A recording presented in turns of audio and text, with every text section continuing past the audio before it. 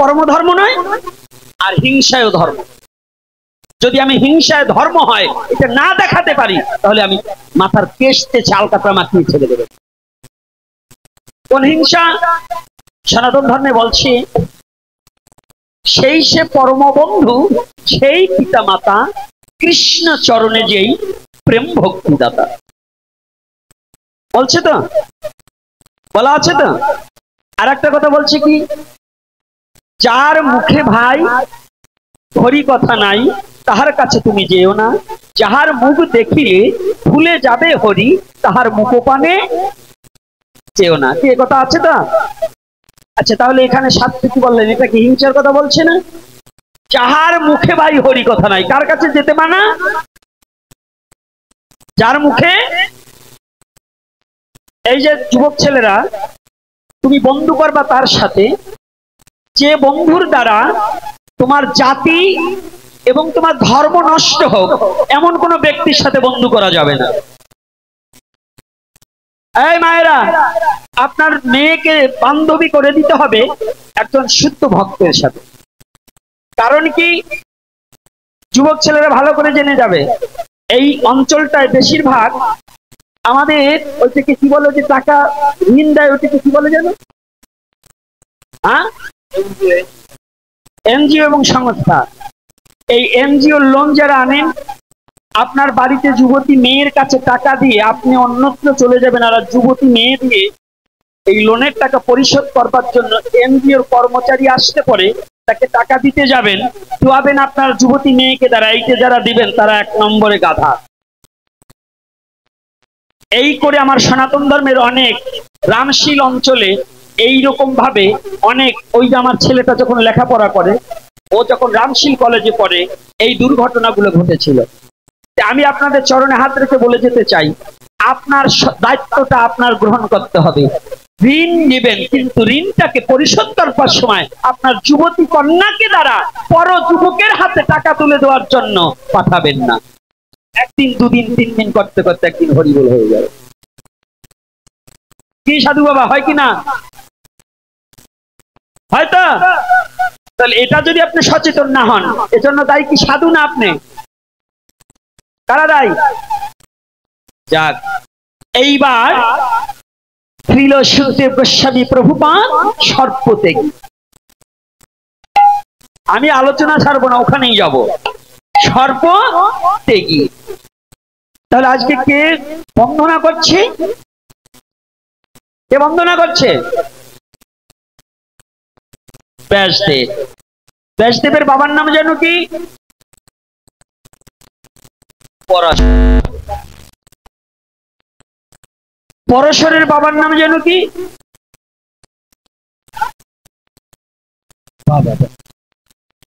আচ্ছা, শক্তির বাবার নাম তো মনে হয় অনেকে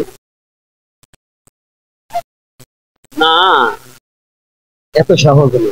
তাহলে শক্তি আছে, পরাশর আছে, ব্যাসদেব আছে। ব্যাসদেবের ছেলে হচ্ছে সুখদেব। শক্তি পর্যন্ত করজোড়ে দাঁড়িয়ে আছে। কেন দাঁড়িয়েছে? একটা বস্তুর জন্য। শ্রীল সুখদেব গোস্বামী প্রভুপাদ তিনি কিন্তু অজনী সম্ভাবা, ব্যাসদেব জনী সম্ভাবা, কিন্তু সুখদেব কি ভাগবত বক্তা। এই পাঠক আছে 3-4 জন, কিন্তু 4-5 জন আছে। আমি না জানা মতে আরো থাকতে পারে, যে আমার কাজ দিয়ে দেখতে পেয়েছি আছে। এই পাঠকদের জিজ্ঞাসা করছি, যে ব্যাসদেবের কথা আসতে বর্ণনা জনিভেদ করে আসছে, কিন্তু শ্রীল সুখদেব গোস্বামী কি জনিভেদ করে এসেছে? কি সাধু বাবা, অজনী সম্ভাবা নয়? আচ্ছা, অজনী সম্ভাবা তিনি কত বছর ছিলেন? আচ্ছা, 16 বছর কেউ থাকতে পারে? কি করেছিল? আপনাদের যদি কোনো ভিন ধর্মের লোক আপনাদের ছেলেদের প্রশ্ন করে, এই 16 বছর একটা বাচ্চা গর্ভে থাকে, সে কি করে থাকে? 16 বছর একটা যুবক। আসলে এটা অসম্ভব, কিন্তু সনাতন ধর্মে সম্ভব। বলে কেন? সনাতন ধর্মে দুটো দেহ নিয়ে মানুষ থাকে, একটা স্থূল দেহ আর একটা সূক্ষ্ম দেহ। কয়টা দেহ রে বাবা? এটার নাম সনাতন ধর্ম, ফ্যান খাওয়া ধর্ম না। বুঝলো না? এটা ঘি খাওয়া ধর্ম, ঘি খাইয়ে সাধনা করতে হবে। আর 1 কেজি ঘির এখন দাম আছে, কি মিথ্যা নাকি?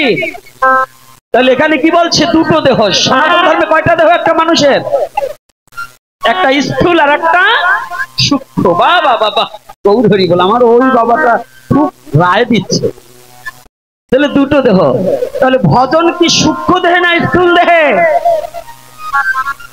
কোন দেহে ভজন? এই স্থূল দেহটাকে পরিত্যাগ করে, চর্মচক্ষু বন্ধ করে, গুরু যে নাম দেবে নাম জপিতে জপিতে সূক্ষ্ম দেহটাকে পরিত্যাগ করে স্থূল দেহ নিয়ে ভজন করিতে হয়। ওই স্মরণে করিতে করিতে যখন ওই সূক্ষ্ম দেহ নিয়ে রাধা গোবিন্দের শ্রীপাদ পদ্মে পৌঁছায়, তখন এই মানুষই দেবতায় উন্নত হয়ে যায়। এত নয়, এজন্য বলছে কি, ও বিশ্বাস করবি যদি কর, মানুষ ধরবি যদি ধর। ও বিশ্বাস করবি যদি কর, মানুষ ধরবি যদি ধর। বিশ্বাস করবি যদি কর, মানুষ ধরবি যদি ধর।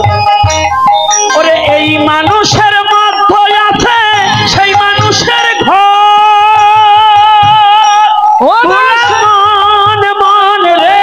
এই মানুষের মধ্যে আছে সেই মানুষের ঘর। ভোলা মন রে, এই মানুষের মধ্যে আছে সেই মানুষের ঘর।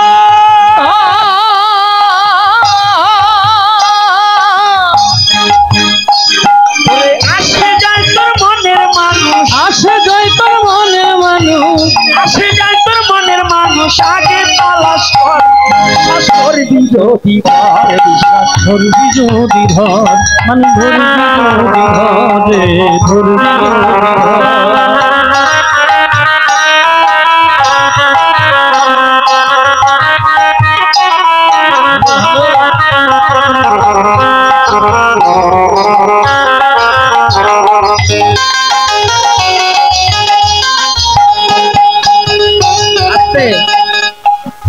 এই মানুষের মধ্যে আছে সেই মানুষের কি ঘর। ড্রাইভার আর গাড়ি যেমন একটা দেহ নয়, দেহটাকে পরিচালনা করে দেহি, এটা সনাতন ধর্মে কয়।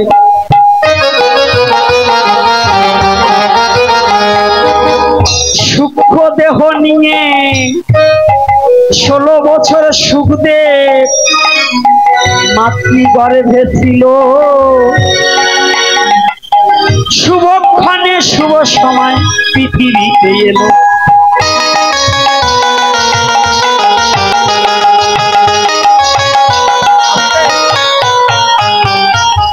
দাঁড়া বাবা, শুভ সময় কোন সময়? ব্যাসদেব সাধনা করতে লাগলেন। কে তুমি? তোমার মাতৃগর্ভে আজ 16 বছর যাবৎ আছো। কৃপা করে পৃথিবীতে প্রকাশ পেয়ে একবার আমায় বাবা বলে ডাকো। তুমি কি জানো না এই জগতের মাঝে প্রতিটা পিতা বাবা ডাক শোনার জন্য ব্যাকুল হয়ে থাকে। আমিও সাধনা করেছি, কত গঙ্গার জলে নেমেছি,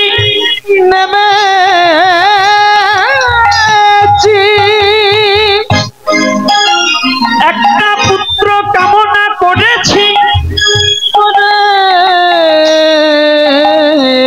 একটা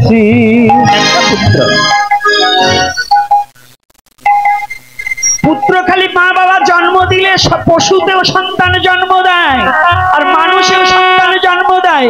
মানুষের আর পশুর মধ্যে পার্থক্য এখানে, যদি পশুর সন্তান জন্ম দেয় তারা ভগবানের কাছে চেয়ে আনে না, আর মানুষের ভগবানের কাছে চেয়ে আনতে হয়, আমাকে একটা সুসন্তান দাও।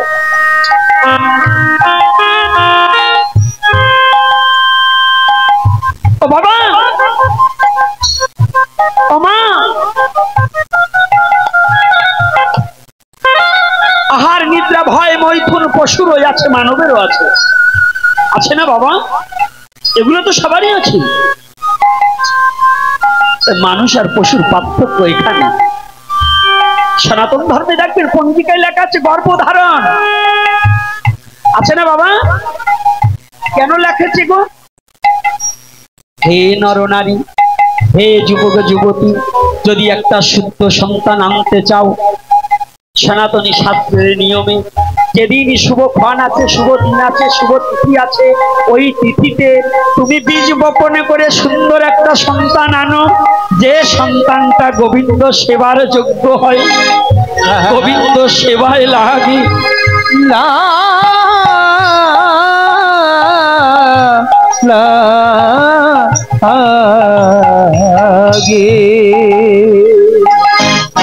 এজন্য ব্যাসদেব সাধনা করেছিল। কথায় কথা বেড়ে যায়। আজকে এখানে অনেক মা বাবা আছেন, অনেক মা বাবা শুধু সাধুদের বলেন আমার ছেলে আমার কথা শুনছে না, আমার স্ত্রী আমার কন্যা আমার কথা শুনছে না। শুনবে কি করে গো?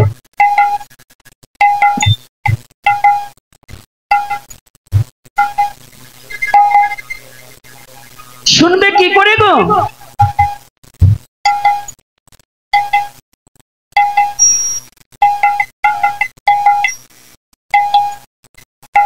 শোনার দায়িত্ব নেই তো, কি করে শুনবে? অর্থাৎ তুমি তো মানুষ, তুমি যদি পৃথিবীতে একটা সন্তান আনতে হয়, তুমি তো পরম পিতার কাছ থেকে চেয়ে আনবে। অমৃতস্য পুত্রায়া, প্রতিটা পুত্র অমৃতের পুত্র, অমৃত ধামে ছিল।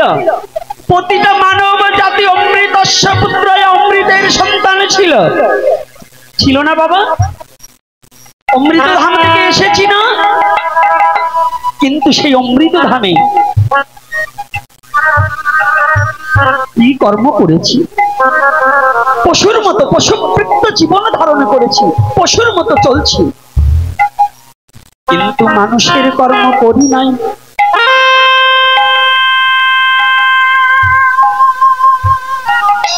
মানুষের কোনো কর্ম করিতে পারিনি। প্রতিটা সন্তান আনার আগে, প্রতিটা সন্তান আনার আগে দুটা চোখের জল ফেলে দিতে হয়। দুটা চোখের জল ফেলে কাঁদতে হয় ভগবানের কাছে। ব্যাসদেব কেঁদেছিল ভগবানকে আনার জন্য, ভগবান কৃষ্ণকে পৃথিবীতে আনার জন্য বসুদেব দেবকী কেঁদেছিল। গৌর হরিকে পৃথিবীতে আনার জন্য মা শচী দেবী কেঁদেছিল। কাঁদেনি বাবা? কাঁদছে না? ওই আমি পৃথিবীতে একটা সন্তান আনার জন্য কয়দিন ভগবানের কাছে কেঁদেছিলাম, আমি কতবার কয় ফোঁটা চোখের জল ফেলেছিলাম যে হে গোবিন্দ, তুমি আমাকে এমন একটা সন্তান দাও যে সন্তানের দ্বারা আমি যেন তোমার চরণে একটা তুলসী দিতে পারি, যে সন্তান যেন তোমার সেবা করতে পারি।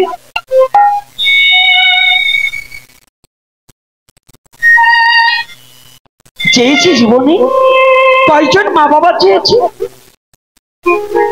ব্যাসদেব চাচ্ছে প্রভু আমাকে একটি সন্তান দাও, সন্তানটা যেন আমার জন্য চাচ্ছি না, আমার সন্তানটা যেন কি করবে জানো? আমার সন্তান যেন ভুবনে বিদিত হয়,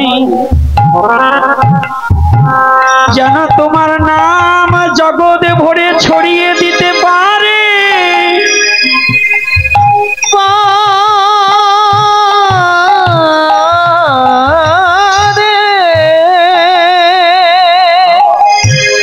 আমার সন্তান যেন এই বিশ্ব জগতে অমঙ্গল দূর করতে পারে। পুত্র হলে দুঃখ যায়, শাস্ত্রের লেখন। পুত্রকে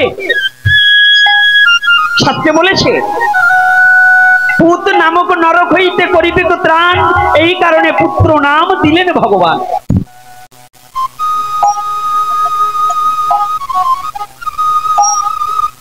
পুত নামক নরক হইতে করিবে কো ত্রাণ।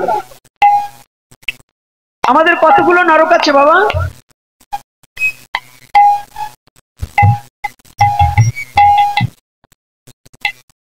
আঠাশটা নরকের বর্ণনা দেওয়া আছে। তার মতো পুত নামক নরক আছে।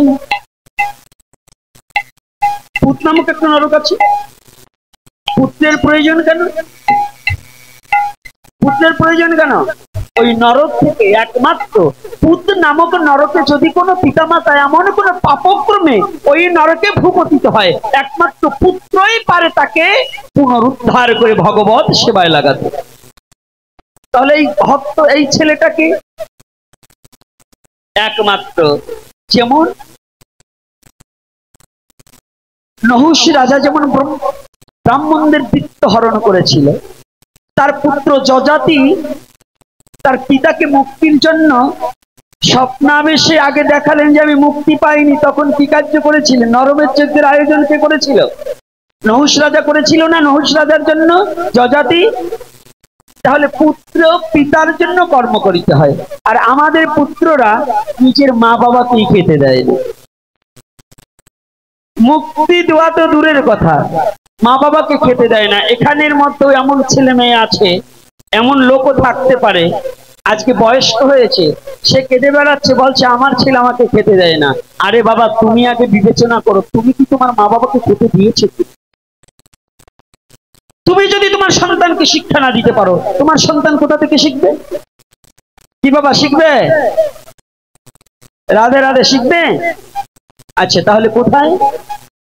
গৌরী লীলায় ছোট্ট একটু বর্ণনা, উপখ্যান ছোট্ট। শিবানন্দ নামে, শিবানন্দের কয় পুত্র? শিবানন্দের কয় পুত্র?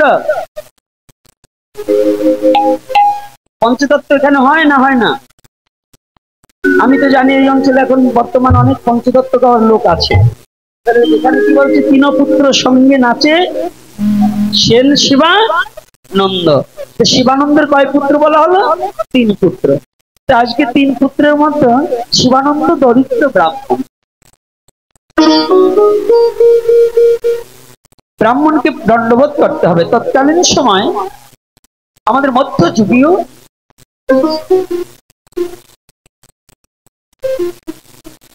শিবানন্দ তার ছোট ছোট ছেলেকে করতাল বাজিয়ে হরিনাম শিক্ষা দিলেন। আজকে আমি একটু জিনিস বুঝতে পারছি না, একটু উঠানামা বেশি, তাই না? আর দ্বিতীয়তে কষ্ট পাবেন না যারা বাচ্চা নিয়ে আসেন। এবং এই গ্রামে আমি অনুরোধ করে বলবো, আজকে যে কাজটা ঘটানো হলো, বাবা এখন তোমরা ছোট ছোট ছেলে মেয়েরা, তোমরা শিক্ষিত, কিন্তু তোমরা কখনো একটা ধর্মীয় অনুষ্ঠানে এসে ঝগড়া করা এবং একটা অশুভ কর্ম করা, এগুলো কিন্তু বৈধ নয়। যেই করো না কেন, তোমরা করুণা করে আর কোথাও গিয়ে এগুলো করবে না। তাতে মন চঞ্চল হয়ে যে আসক্ত নষ্ট হয়, আলোচনার দৃষ্টিগতি নষ্ট হয়ে যায়, যায় না বাবা? এই জন্য আমার কারণে যেন আমার পিতৃপুরুষকে কেউ বকা না দিতে পারে, এই কর্ম যেন কেউ করা হয় না। আজকে শিবানন্দ কি করেছে একটু ভালো করে জানো। কয়টা অব্দি আলোচনা করব? হ্যাঁ, আর 10 মিনিট? হ্যাঁ, 12টা পর্যন্ত? বাবা 12টা করবে তো আমারও 12টা বাজিয়ে যাবে। যাক, ওদিকে যাওয়ার দরকার নেই, আগে শুনুন। শিবানন্দর আমাদের সনাতন ধর্মের প্রত্যেকটা পর্ব, আমি এখন কিন্তু হরি কথা বলতে জানি না, হারিয়ে যাচ্ছে। আজকে মধুর ভাগবত কথায় অমৃত লহরী, প্রেমানন্দে বদন ভরে বলো হরি।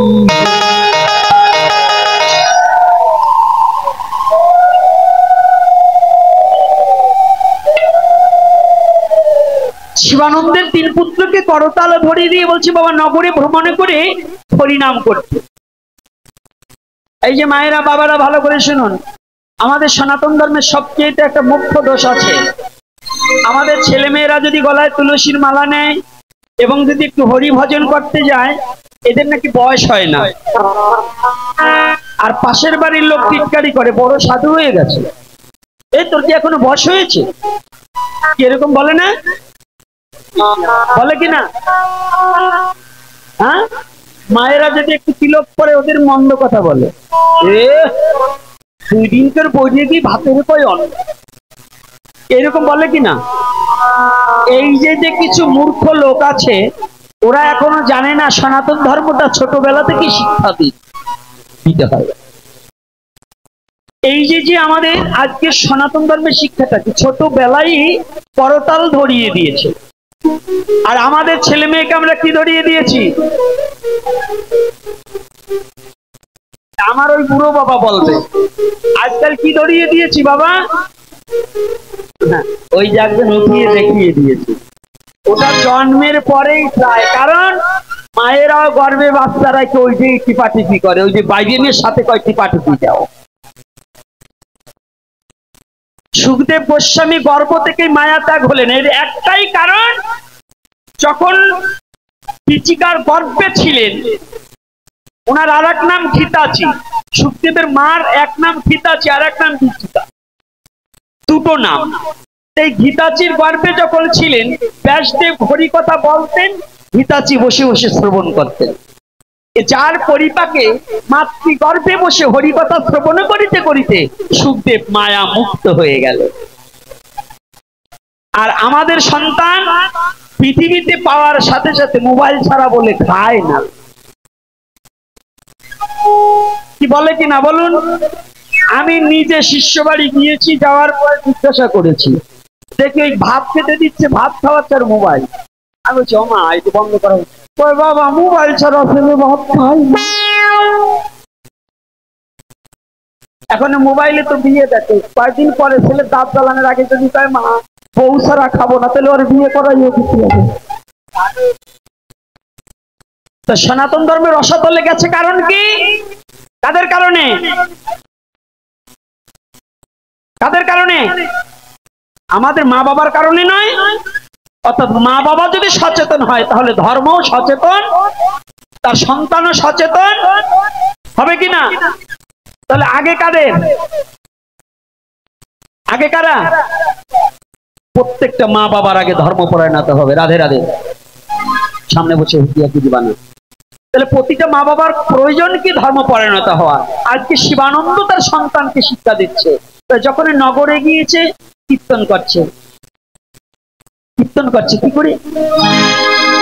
হরে কৃষ্ণ হরে কৃষ্ণ কৃষ্ণ কৃষ্ণ হরে হরে, হরে রাম হরে রাম রাম রাম হরে হরে। হরে কৃষ্ণ কৃষ্ণ কৃষ্ণ হরে হরে, হরে রাম রাম রাম হরে হরে। হরে কৃষ্ণ কৃষ্ণ কৃষ্ণ হরে হরে, হরে রাম রাম রাম হরে হরে। হরে কৃষ্ণ কৃষ্ণ কৃষ্ণ হরে হরে, হরে রাম রাম রাম হরে হরে। শিবানন্দের ছেলে না? শিবানন্দের ছেলে না?